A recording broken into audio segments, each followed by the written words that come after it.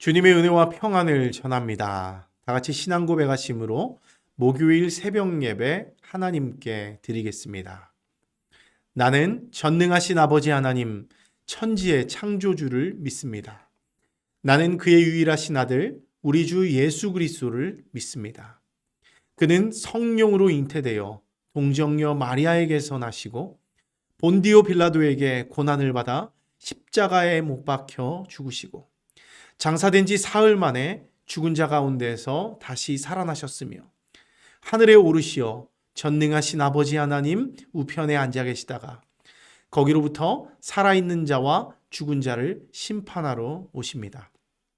나는 성령을 믿으며 거룩한 공교회와 성도의 교제와 죄를 용서받는 것과 몸의 부활과 영생을 믿습니다. 아멘. 은혜가 풍성하신 아버지 하나님, 우리에게 귀한 날 허락하여 주시고 아버지의 말씀 앞에 설 수 있는 은혜 주심을 감사합니다. 오늘도 우리에게 하나님의 귀한 말씀 부어 주시옵소서. 목마른 사슴과 같은 우리의 심령에 폭포수와 같은 생명의 말씀을 우리에게 부어 주시고 그 말씀을 통해서 우리가 생명을 얻고 새 능력을 얻고 다시금 주님의 은혜로 일어설 수 있도록 주님 도와주시고 인도하여 주시옵소서. 인생 가운데서 절망한 사람들이 있습니까? 여러 가지 질병으로 고통받는 자들이 있습니까? 여러 가지 기도의 제목으로 날마다 눈물로 나오는 자들이 있습니까? 불쌍히 여겨주시고 하나님께서 그들을 만져주시고 낫게 하시고 새롭게 하시고 일어나게 하셔서 주님의 능력으로 말미암아 하루하루 하나님의 은혜로 살아갈 수 있도록 은혜 베풀어 주시옵소서. 감사드리며 예수님 이름으로 기도합니다. 아멘. 오늘 우리에게 주신 하나님의 말씀 신명기 5장 15절에서 21절까지 말씀 함께 나누겠습니다. 신명기 5장 15절에서 21절까지 말씀입니다. 너희는 기억하여라.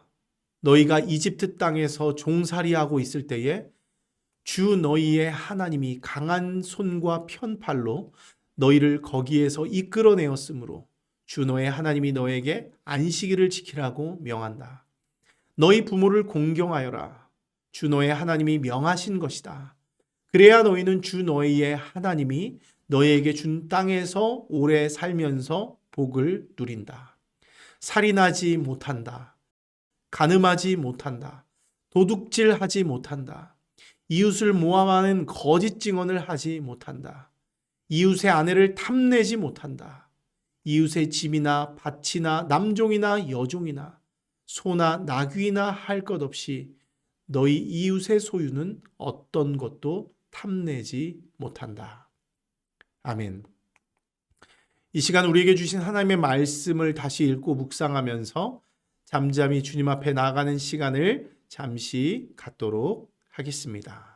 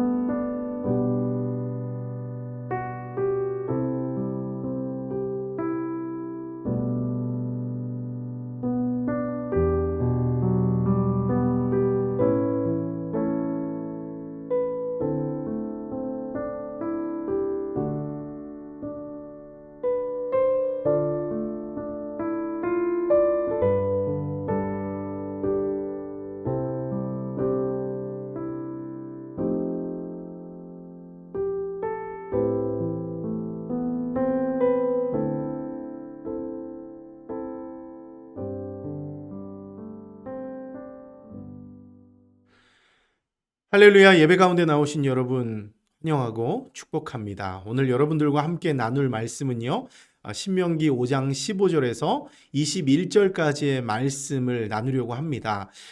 특별히 이 신명기 5장에는요. 10계명이 기록되어 있는 것을 여러분들이 볼 수 있는데요. 이 10계명은 얼마 전에 나누었던 출애굽기 20장에도 기록되어 있었죠. 아마 기억하시는 분들이 있을 것입니다. 그러니까 출애굽기 20장과 또 신명기 5장에 이렇게 10계명이 기록이 되어 있는 것이죠. 그러면 이 출애굽기 20장과 신명기 5장의 차이는 무엇입니까? 사실 내용적으로는요, 거의 큰 차이가 없습니다. 다만 그 대상이 조금 다르다고 할 수 있는데요.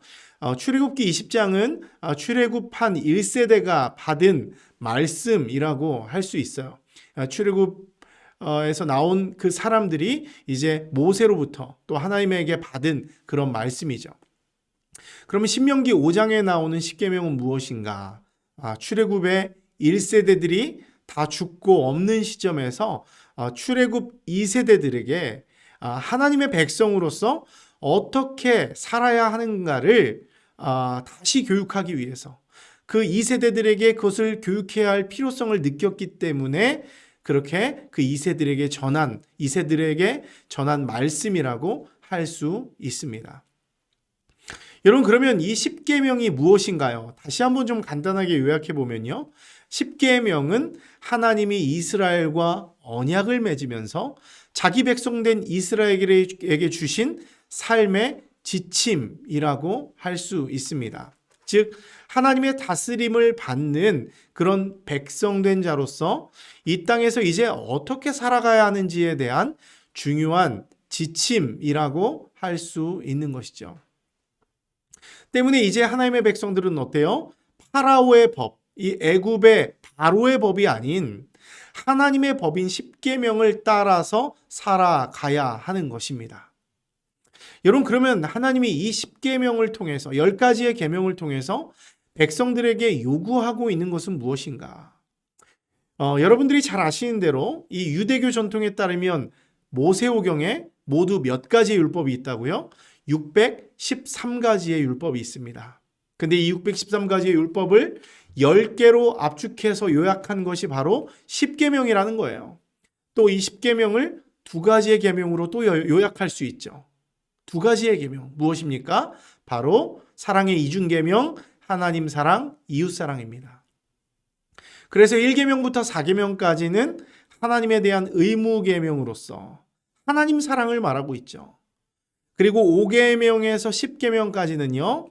사람에 대한 의무 계명으로 이웃 사랑을 말하고 있는 것입니다. 여러분, 특별히 지난번에는 하나님의 사랑, 하나님 사랑의 중요성에 대해서 우리가 좀 살펴봤는데요. 오늘은 그 뒤에 나오는 사람에 대한 의무 계명으로서 이웃 사랑의 계명에 대해서 잠시 이렇게 살펴보고 마치려고 합니다. 여러분, 먼저 이 부분을 보면 어떻습니까? 먼저 부모를 공경하라, 이런 계명으로부터 시작해서 살인하지 말라, 간음하지 말라, 도둑질하지 말라, 거짓 증거하지 말라, 탐내지 말라, 이런 명령을 주고 있어요. 여러분, 근데 이것을 뭐 하나하나 지금 이 시간에 다 살펴보긴 좀 어렵고요. 이것을 한번 또 요약해 보면 어떻습니까? 뭐 이웃사랑이라고도 아까 말씀은 드렸지만 한마디로 너희가 하나님의 백성으로서 또 하나님의 사랑받은 자로서 너희도 사랑하며 살라, 이런 명령이에요. 사랑받은 자로서 사랑하며 살라. 그러니까 우리가 하나님의 백성으로서 이 땅에 살아갈 때 어떻게 살아야 된다고요? 사랑하며 살아가야 하는 것입니다. 여러분, 우리가 잘 알듯이 이스라엘은요, 무려 430년 동안 애굽의 노예로 살아가던 사람들이에요. 매일의 삶이 절망이었습니다. 고통이었습니다. 슬픔이었습니다. 근데 하나님이요, 그들을 불쌍히 여기셨어요. 고통과 절망과 슬픔 가운데 살아가던 그들을 불쌍히 여기셨습니다. 그래서 그들의 부르짖는 소리를 들으세요. 그들을 불쌍히 여기셨어요. 그래서 그들을 구원하기로 작정하셨다는 것입니다. 불쌍히 여기고 구원하기로 작정하셨다. 아무 조건 없이 고통 가운데 살아가는 그들을 사랑하기로 작정하셨다는 거예요.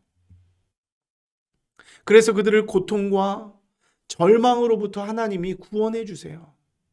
그리고 시내산에서 그들과 친히 언약을 맺고 그들의 하나님이 되어 주셨습니다. 또 광야 가운데서도 먹이고 입히고 세심하게 돌보면서 은혜 베풀어 주면서 그들을 약속의 땅으로 인도해 주었다는 것이죠. 전적인 은혜입니다. 여러분, 얼마나 큰 은혜입니까? 얼마나 큰 하나님의 사랑입니까? 하나님의 은혜로 이스라엘은 지금 조건 없이 베푸시는 사랑, 하나님의 사랑이 무엇인지를 스스로가 깊이 경험한 거예요. 여러분, 그러면 하나님이 왜 이렇게 은혜와 사랑을 그 백성들에게 이렇게 조건 없이 베풀고 계시는 것인가요? 여러분, 그 이유는 하나님이 바로 사랑의 왕이시기 때문에 그렇습니다. 사랑의 왕이시기 때문에. 그리고 이 사랑이 이제 왕이신, 이 이스라엘의 왕 되신 하나님의 통치 방식이기 때문에 그래요. 애굽의 바로 왕은 그들을 압제하고 죽이고 무너뜨리는 그런 통치 방식을 했다면, 하나님은 사랑으로, 그들을 용납함으로, 용서함으로 그들을 통치하신다는 거예요. 사랑으로 통치하신다. 사랑의 왕이 백성을 사랑으로 통치하시기 때문에 그렇다는 거예요. 여러분, 한번 요한일서 4장의 마지막 부분도 한번 여러분 찾아보시기 바랍니다.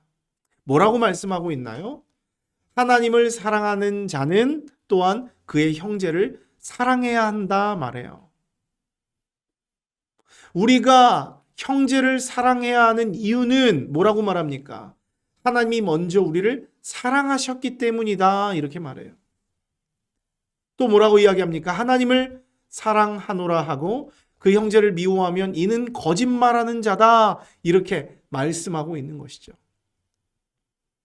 하나님의 통치 방식이 사랑이기 때문에 너희도 하나님의 자녀라면, 하나님의 백성이라면 너희도 사랑해야 한다, 그것을 명령하고 있는 거예요. 형제를 사랑하면서, 하나님을 사랑한다고 하면서 형제를 사랑하지 않는 사람은 거짓말하는 자다, 이렇게 명령하고 있는 거예요. 때문에 하나님의 백성이라면, 하나님의 사랑을 입은 자라면, 하나님의 은혜를 먼저 누린 자라면, 하나님, 사랑의 하나님이 통치하시는 나라가 오직 사랑의 법으로 다스려진다는 사실을 우리가 잘 알아야 하는 것이죠. 그리고 그 사랑을 우리가 받고 그 사랑을 경험했다면 이제 그 하나님의 사랑의 법을 가지고 세상으로 나아가서 사랑을 실천하는 삶을 우리가 살아야 한다라고 하는 것입니다. 이것이 바로 십계명을 하나님이 그 백성들에게 주시면서 기대하셨던 그 마음이라는 거예요.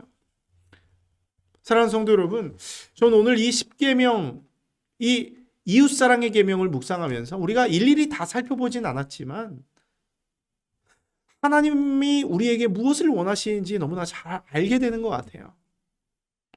하나님의 백성된 지금 이 시대를 살아가는 우리 역시도 하나님의 통치 방식에 전적으로 순종해야 한다, 이런 생각이 듭니다. 사랑의 왕이신 하나님의 통치 방식을 따라 사랑을 전하고 실천하는 삶을 우리가 살아야 한다는 것이죠. 그것이 바로 우리가 하나님의 나라를 이루는 길이고, 하나님을 기뻐하게 하는 길이고, 하나님의 뜻에 순종하며 사는 길이라고 하는 것입니다. 여러분, 실제로 우리가 하나님이 명령하신 이 이웃사랑의 법 있잖아요. 부모 공경부터 시작해서 탐내지 말라까지, 이 이웃사랑의 법을 우리가 실천하려고 여러분들이 한번 몸부림쳐 보십시오. 먼저 그리스도인 된 우리가, 하나님의 백성 된 우리가 하나님이 명령하신 이 법을 실천하려고 노력해 보십시오. 여러분, 지금 우리가 속해 있는 국가의 법 있잖아요. 뭐 캐나다의 법이든 한국의 법이든 어느 나라의 법이든 이 국가의 법은요, 이 도덕적인 하한선을 예상하고 만들어진 법이에요.